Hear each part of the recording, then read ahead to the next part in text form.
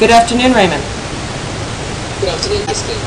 Raymond, what can you offer us that other candidates cannot? I would say that it's my experience. I've been in IT 8 years, starting off as a help desk person, picking up customer-facing skills, technical skills as I went along. I progressed to a technical support position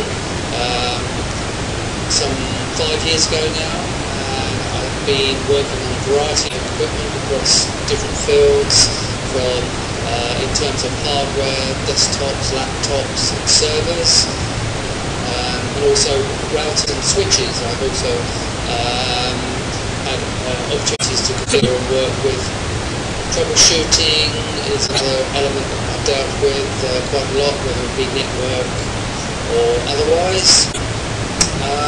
So these are some of the skills that I can certainly apply to whatever position I go for in the end, basically.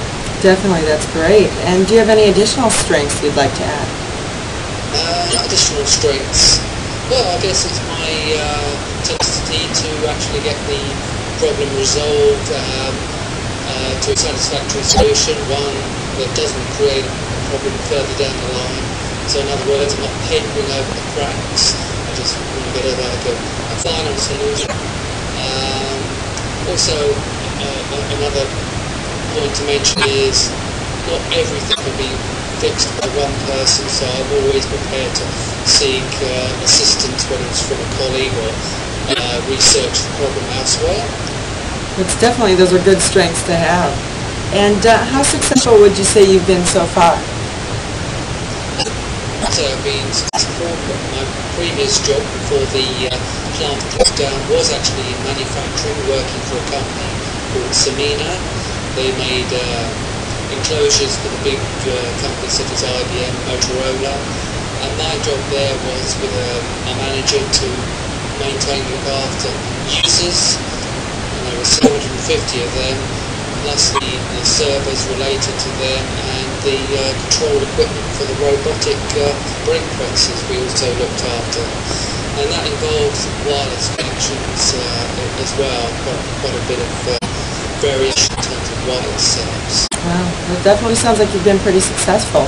And what would you say your limitations or biggest mistakes were, that is, if you do have one?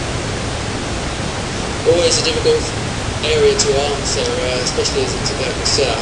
I'm not really a self-critical person, but I guess it's maybe spending too long trying to resolve an issue where you could perhaps solve it a little easier by liaising with other people, not trying to do everything yourself.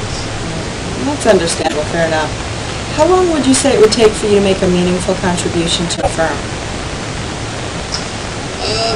Well, every company that I've been to has a different setup. So, I mean, initially, yeah, there's certain things I'm getting involved with and resolving quite a short time. But obviously, the more in-depth workings of the company in terms of the network infrastructure would take a longer period of time. Okay, definitely understandable. And what was the situation in which you worked under pressure or had to meet a deadline?